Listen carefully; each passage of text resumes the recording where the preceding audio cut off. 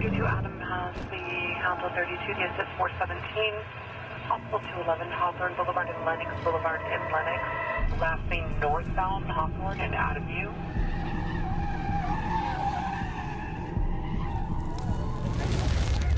Oh, shit! Welcome to Vegas, motherfuckers.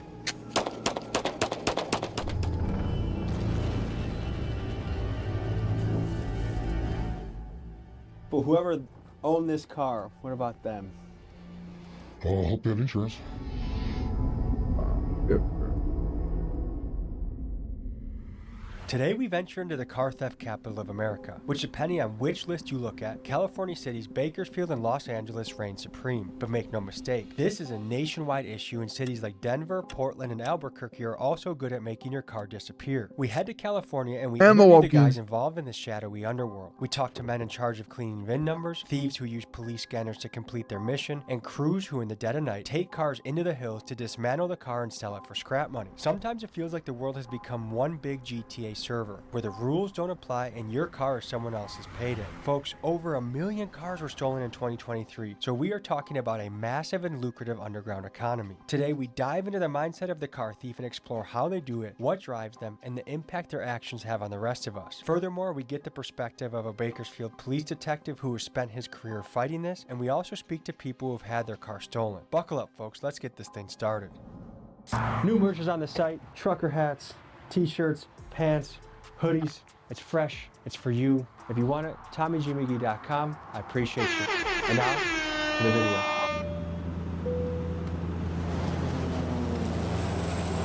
Ladies and gentlemen, we just touched down in Bakersfield, California, because right now we are investigating the car theft capital of America. When you Google car theft capital of America, two places usually come up: Bakersfield, California, Los Angeles, California. And we believe that they're intertwined and we got some investigative work to do here. We're about to go meet up with some night crawlers that listen to the police scanners, look for the action, and dive into the stolen car world from an angle we haven't seen before. So folks, join us as we go boots on the ground and show you how Bakersfield, Los Angeles, the stolen cars, stolen guns, the takeovers, and all of that are interconnected. In Bakersfield, California, criminal activity has gotten so prevalent that it has produced a nightcrawler type of streamer, many of them in fact, and they listen to the police scanner and cruise through the night to chase sirens and videotape the action. We pull up now and meet a few of those guys. Oh, let's see if we get something good today. Hey, you there? In here. Keep me posted on anything. All right, let's see what we get. Let's see what we get.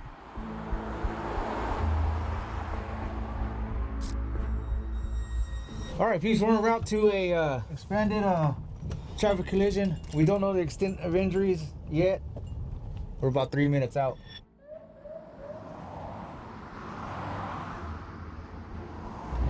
Might be minor.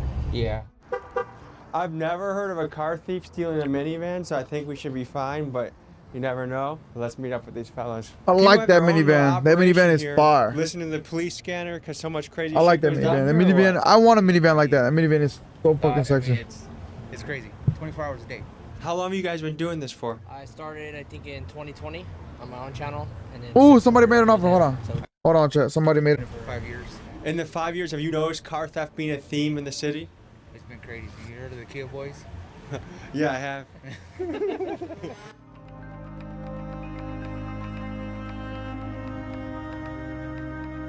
So there's local Kia boys here. We've got videos. We work cases on them all the time. This is Scott Wood. He's a seasoned Kern County detective who has spent much of his career on the Auto Theft Task Force. He's busted many car thieves in his day, and he knows firsthand the consequences a stolen car has on a person. Here was his take on what's happening. And the problem is, a lot of them are juveniles. So California has changed laws, so now we can't interview any juvenile without first speaking to an attorney. So it used to be we could advise them of their rights with or without their parents, and if they want to talk to us, they could talk to us. Well, now you have to contact an attorney, so you contact a public defender before you can interview the kids. So for juveniles, it's kind of for a get out of juveniles, jail free card. it really is. Do you think these guys are stealing them for a profit or stealing them for fun? I think for fun. probably for fun, maybe a profit, I don't know, I can't really say. What's the reputation of the Bakersfield police? For a minute there, they were trigger happy. I don't know. I could say they're assholes, I guess. Do you think they are good at stopping car theft? No. 90% of the stolen cars are found by the owner or somebody's friend. What? How have you seen car theft impact the community over the last few years?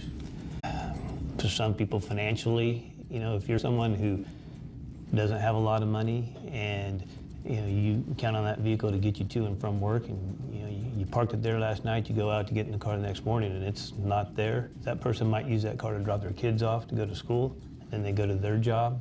Depending on your income level, if you can't afford the best insurance, your vehicle might not be getting replaced. You may just have the minimum on there for damages. I can say that it's gotten a little bit better. This year right now we're trending to be number 3 in the nation per capita for auto theft. Last year we were number 3. A year prior to that we were Oh number 2. my God, so we're making progress on no! our part at least. But, Fuck! the trend is auto thefts have been going up. This year, or at least for this quarter so far, year to date, for the first 3 quarters, we're actually down about 9%. So that's a plus. We're going out into some remote locations. It's a little bit sketchy. I got in contact with a car thief who was open to showing me his stash spots he had for stolen vehicles. The catch was this: we had to follow him for miles, and he eventually brought us to some rural foothills in the middle of the night, far away from anyone. I knew very little about this guy other than that he was armed and a professional at this. The further we went, the more I wondered if this was a good idea. Going on, brother? What's up, fellas? Good to meet you, local. Got you, man. You too. How'd you get to know Loco Holmes. Do crazy shit. Tell me what we got right here. It started out as a whole truck we brought out here. It's a crew cab Silverado, and you see what's left. I mean, it looks like people come up here and shoot it. Yeah, it's been kind of right here for a minute. There's I feel like there's 2 lanes of the car theft business. There's the Kia boys that kind of do it for the fun and for the thrill and don't make any money off it. And then there's the more serious professionals. Tell me about from start to finish, like the economics behind this thing, once you take it and bring it here. It was drove out here, so you got a running complete truck. Doors come off, front end comes off, fender bolts come out, and we literally cut the frame right at the front of the truck. Take the whole motor, train, everything all at one time. How long does it take to bust it down to where you need it to be? 2 to 3 hours. A couple little flashlights, headlights. Other than that, the light of the moon. And is this a one-man job, or what kind of crew does it? Usually there's like 2 or 3 of us. What can one of these bring in parts when you sell it all off? $1,500 to $2,500, depending on kind of who wants what and what's needed and what's good, depending on the mileage. Usually some motors use 5.3s, and the 4L60 transmissions are a hot commodity, so those are anywhere from $500 to $1,500 for motor and training combo with wire harness. And then you're selling this to chop shops, you're selling this to people. Selling it to speed shop, guys that need motors for cars, for motor swaps, a lot of the, and then as far as like body part wise, you're looking at guys who need a clean bed for their truck, or they need doors for their truck that aren't beat up, or fenders, hood, whatever. Curious, you seem to really know your way around cars. Why not just open up a mechanic shop? Buying trucks from like a wrecking yard or something, that they're just expensive. So part of it's the adrenaline, part of it's the money. Yeah, a lot of stuff is like our group of people who need shit. So. What about the people, whoever owned this car? What about them? I hope they have insurance. One, that's Hope you have assumption insurance. on their part, because law may say in California that you're supposed to have insurance, but not everybody does have insurance. Because like I say, some people are struggling, or maybe they're behind. What if that's that month where you had to choose between paying rent and paying your car insurance, so you let the insurance slide, thinking you'll catch up on it later, and that's the month when you happen to get hit, and now you don't have insurance. Does it surprise you to see Bakersfield at the top of the list for some list for car theft? That's There's other stuff that's pretty high for Bakersfield, but I didn't think our car stuff was that high. But there for a while, you got caught driving a stolen car, you were out of jail the next morning. You don't see me drive around a stolen car flexing. I don't do that. Straight business. Yeah. Is this a dangerous job? Yeah, because all it takes is the helicopter to fly over one time. With a spotlight, and you're out here with the trailer and the torch, and they see what you're doing. Yeah, cops are coming. And then you gotta get out here in these hills and run. Have you ever had to run from a helicopter? No, I've ran from the police department. How many nights a week do you spend out at a place like this? I kind of slowed I never down. want to lose my teeth. Family and all that type I of never want to lose my tooth ever. I don't ever want to lose my tooth. I swear on God, I'm always gonna take care of my tooth, my face, and my health. Especially my smile is my number one. I'm always gonna take care of my smile. Cause this denture is my life, my life depends on this smile, this denture. I swear to God, nothing else. So I can't fuck up. I did drugs and I fucked up and I fell down the stairs and that's where I got this on my head. So with that being said, don't do drugs, guys. I don't condone doing drugs, especially cocaine and mixing stuff with perks. No bueno, guys. So please stay out of doing drugs. It's not good for you. Trust. No good. So I don't care if you think about it. If friends are cool and do it, don't do it. Don't be a You're a pussy if you do it. I swear to God, you're a pussy and a fucking dumb piece of shit. Swear to God if you do drugs. But everyone's different. That's just me. Because I did drugs and I know what happened to me. So it honestly can just come down to an end if you do it. So my thing is just don't do it. Don't do it. Just don't do it. Don't do it, brother. Shit, but 3 or 4 trucks a month during the prime of it. Like they said, there's only 2 or 3 of us. I got new glasses too, and also after this video, I got a good announcement I want to make. I don't like storing a lot of shit, so when you got a whole truck taken apart in your property, at your house, or your garage, driveway, whatever, and kind of people, neighbors and shit start questioning, and I don't like all that. So what else do stolen cars lead to? Stolen cars are used in a lot of other offenses. So if a person's going to go commit a robbery or do a drive-by shooting or something like that, if you use a stolen vehicle, then it's not traced back to you. I have a theory that a notable portion of guns get to the hood back through stolen cars right now, especially for the really young guys. We have that occasionally. It's not as high amount as you would think. Most of the guns that we come across here, when we find out where they came from, the guys, it's usually from like a residential burglary. If you go on vacation, somebody notices your newspaper's piling up out front or your mail hasn't been picked up, so they know the house is vacant for a while. They break in, you've got a safe in there. They'll steal the whole safe. And if you've got 25 handguns in there, that's 25 guns hit in one deal. Of a car, typically, usually a guy may have one gun in the car. How much are stolen cars connected to guns getting into the hood, you think? Because people steal cars with guns in them. it happens a lot. Like I know somebody that their truck got stolen or broke into, and they had guns in the car. I ain't tripping. Yeah, I got 17 friends in my pocket, so we're good. Guys, I must tell you that the Patreon cuts from this episode are absolutely crazy. And by becoming a Patreon subscriber, not only do you get access to my best and uncensored clips, but you also support independent journalism, which is pretty badass. And I got 17 friends in my pocket. Link is in I ain't tripping. This is out of I ain't tripping on that.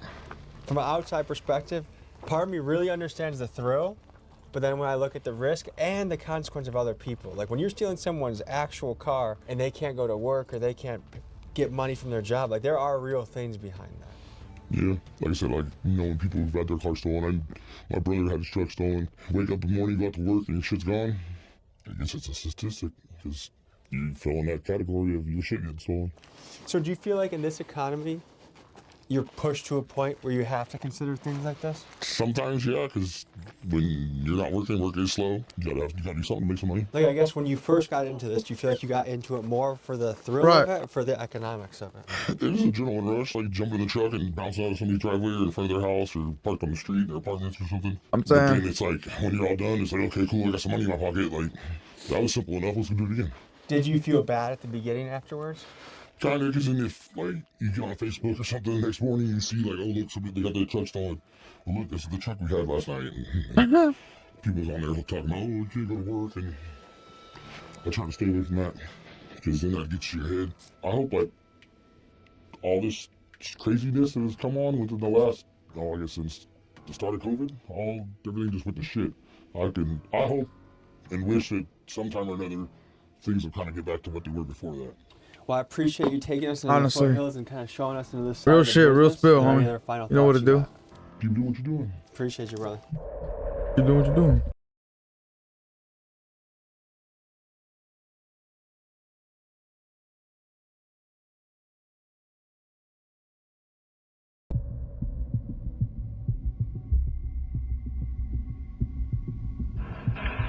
Adam has the Handle 32, the exit 417, possible 211 Hawthorne Boulevard and Lennox Boulevard in Lennox, lastly northbound Hawthorne and out of view. Got that one, I got an SS. 116. CHP. Find over where. Forward to. Go back to the pad. Chilling on one bird. One. Not too hot. Talk more about like the scene of the helicopters, like how many can come out, how sketchy is it? One leaves about right after they get the call of like the stolen car, and then after this they get the one call, one bird leaves, and then if it goes on to chase, two birds leave, then right after the two birds leave, like if the person leaves the car somewhere, then a third bird leaves. It's like the news helicopter, and then the news helicopter is reporting it to like, oh, blah blah blah, all this is like in this area. Then the police helicopters are looking for the passenger, because usually you're gonna pick up someone after you get the car and drive off, so someone has to look address to go, so the driver's not doing all the work. And then after the driver gets all done getting the trackers out, the tracker's right here, and then under the glove box there's one. You pull the fuse up front, and then it disables the OnStar. And then once the OnStar is disabled, the dealership company, the finance company, the OnStar company, everyone loses everything. So the data, the location of the car, the last location of the car, everything gets wiped. It's done. Then the car's free. You go about your day. The number of car thefts is on the rise. In fact, it's actually quadrupled in some areas over the past 10 years. I wanted to learn the process of how to VIN swap, what it looks like, what you have to think about, and because this is a key part of the journey of making the car go clean. So the first steps of VIN swapping is you gotta come over here. Inside the door, there's gonna be stickers. There's gonna be this sticker right here with this VIN. And then take this sticker off, boom. You usually don't have to do that sticker, but if you want to, it's pointless. All the other stickers. Just the then you VIN? come over here, there's another one right here. Yeah. So if you don't do that one, you get caught, boom. So you gotta block off this, get a new one, or cover it up. There's gonna be another one right here. There's gonna be a sticker on all the newer cars, all these stickers, boom. That number right there, these numbers right here, it's all gone. This number right here, that's another VIN. Then on the back of the motor, back here, there's gonna be another one on the bottom, but you can't see it. After, you wipe it off, you get the new stickers, and then temporary plates and everything, what's on it, drive it, you get a new metal plate, and then it's your car. Get those metal plates that already have engraved that VIN. Boom, boom, boom. Stick up on there. We're here with Jacob. You've been a victim of car theft. Yeah, they stole my truck, man. I just got back from live streaming one day. I was out feeding some dogs, and I came home, went inside, sat down on my couch for about 20 minutes, and I heard my neighbor working on his car, and then I heard his car rev up. He has a really nice Mercedes AMG. I walked outside about 5 minutes later, realized I listened to them steal my truck. And they found my truck about an hour later being gutted over off the south side of town. They took the catalytic converters off it, ripped my entire radio out, and did about $6,000 worth of damage. The sheriff's department were told that the guys that were breaking in, or that were gutting my truck, ran into a house right there, right where my truck was parked at. And when I showed up to get my truck back, I asked them, hey, are you guys gonna go in that house and get those guys and arrest them and press charges? And basically they told me, what's the point? Good old Bakersfield for you. So how has this impacted your life, your truck getting stolen? It cost me about, I don't know, an extra $5,000. But even better than that, last year in the middle of August, I was moving out of my old house over here on the east side of Bakersfield because the theft has gone so high, so I wanted to move and go to a better spot. While I was in the middle of moving, my house actually got robbed, and they stole about $30,000 worth of stuff. They stole my Harley, my camping trailer, and gutted my entire garage. If you could speak directly to a car thief right now, what would you tell him? You guys stole from my family and my kids. Stop it. Knock it off. You guys are hurting. You're hurting children. My children go camping with me in my camping trailer in my truck, and I literally had to cancel a very big camping trip that was planned all year long because you guys stole my vehicle. I am no longer able to take my son on a mountain ride on my Harley Davidson because you guys stole my bike. You know, I'm no longer able to fix certain things. I have to pay a mechanic now because you guys stole, thousands of dollars worth of tools that I cannot replace. How hard is the process of VIN swapping? It takes about a month, literally. You just get the Nah, these stickers, niggas don't give a fuck, cause that's their job, bro. Fire of the stickers, blank stickers of the vehicle that you're gonna get. I ain't gonna lie, bro. I used to be one of them, bro. I used to be motherfuckers who was reckless too, bro. I've changed as a person, dude. I've changed as a person. I will lie. I really did change as a person. I did. I don't need a job, bro. I really do need a job, and I need some type of money so that way I can just fly and get me a little.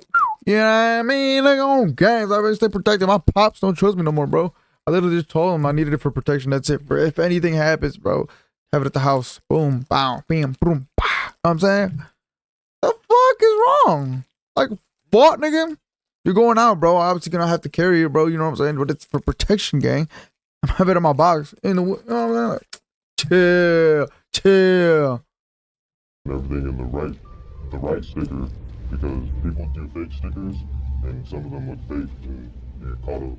You need a place that for a month you can put a hot car. Correct, because the cops can still plug in their scanner, and they can get the old VIN from the ECU to it, and then boom, that's how other people get caught. You have to wipe out the whole VIN from the ECU. If you had to guess, how many VIN swaps do you think you've done? Over 20. Okay. Right now the game is hot, right? Correct. What makes it hot? How are people getting caught? All the young people getting into it and then stealing the cars, lighting them on fire. But there's no point of that when you got a whole car right there where you can sell for all your money. A lot of people say California is soft on crime, and that makes people just down to do things because they know that's going to be a slap on the wrist. Do you feel that way? Yeah, because I go steal a car, it's going to be a slap on the wrist, I'm going to be done. Like, they're going to take me in, I'll pay the fine, boom, I'll be out the next day. We've talked to a few gentlemen in the car business that they're like, well, if I'm driving around in a stolen car in California, I might get let out the next day, so there's not really a big deal to it. Yeah, there were some law changes a couple years back that made things a little bit more difficult for us. It's a concern. There's been some laws that just passed this time that's kind of changed a little bit of that, but California was long known as a state that was soft on crime. However, with bipartisan support, California just passed Prop 36, legislation that was designed to be tougher on theft, imposing heavier penalties on crimes ranging from car theft to smash and grabs. For example, look here as these two thieves learn that what they did is no longer a slap on the wrist.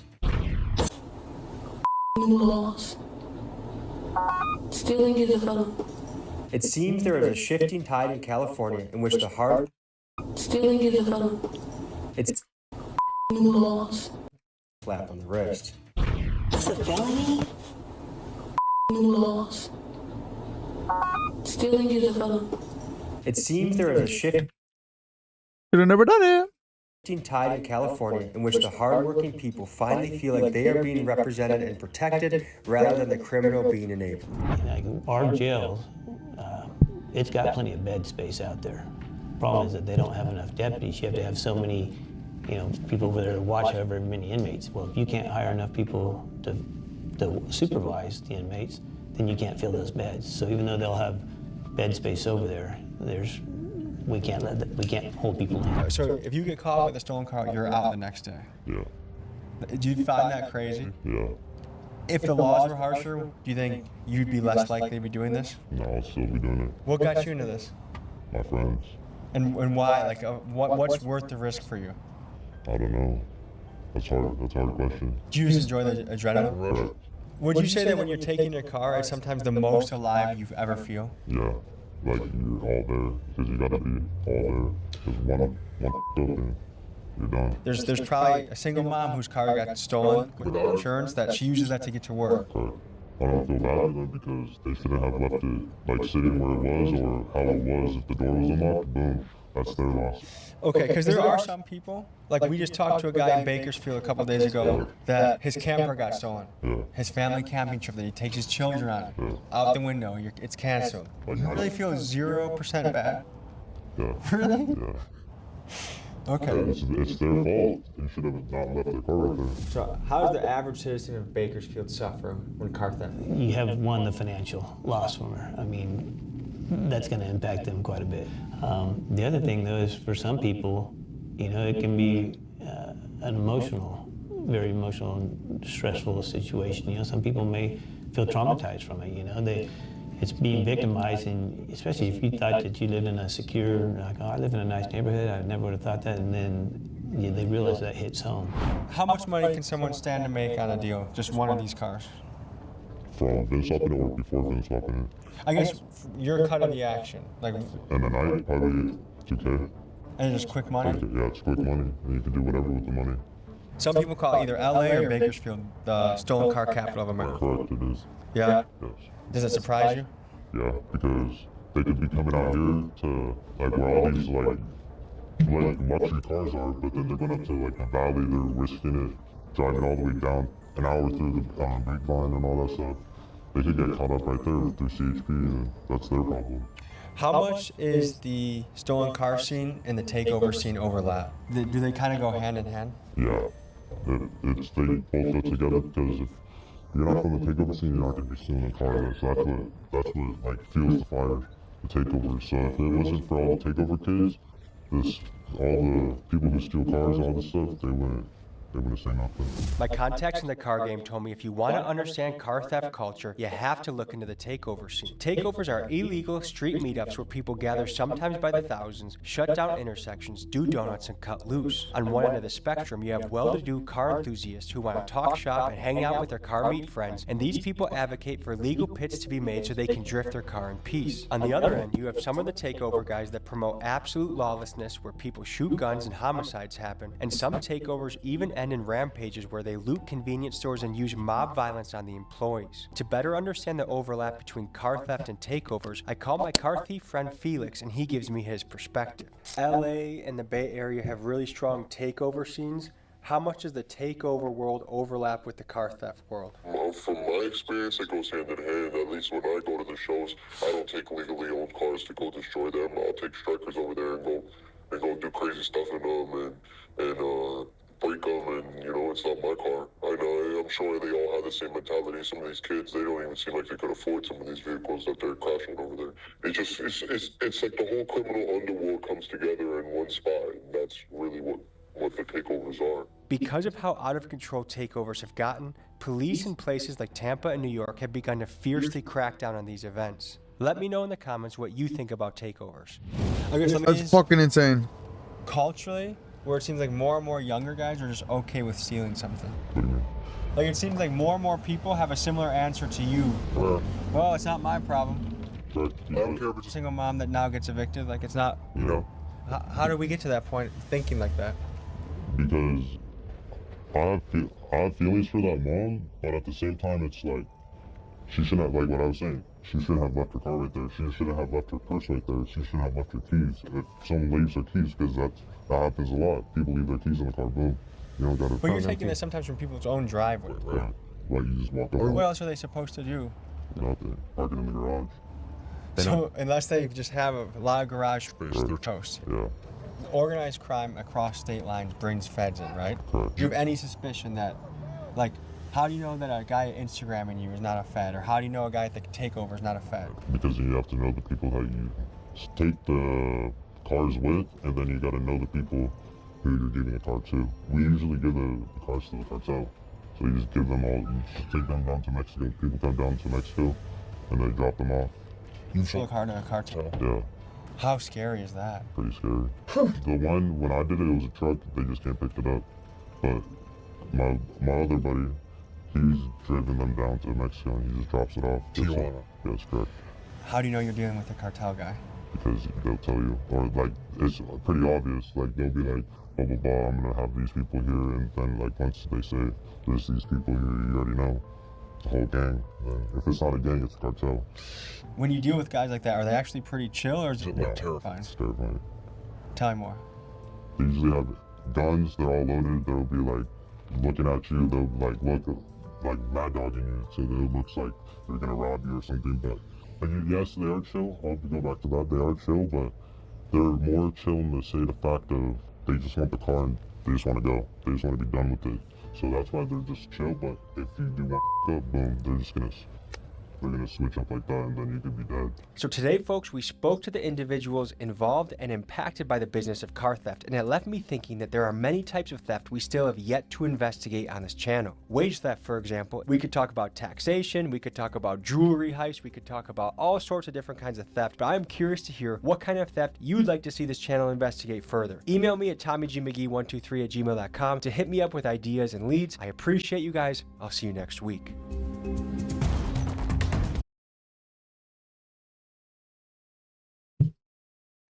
No, I'm saying, dog, that's just crazy. Like W Tommy G, bro. W Tommy G video.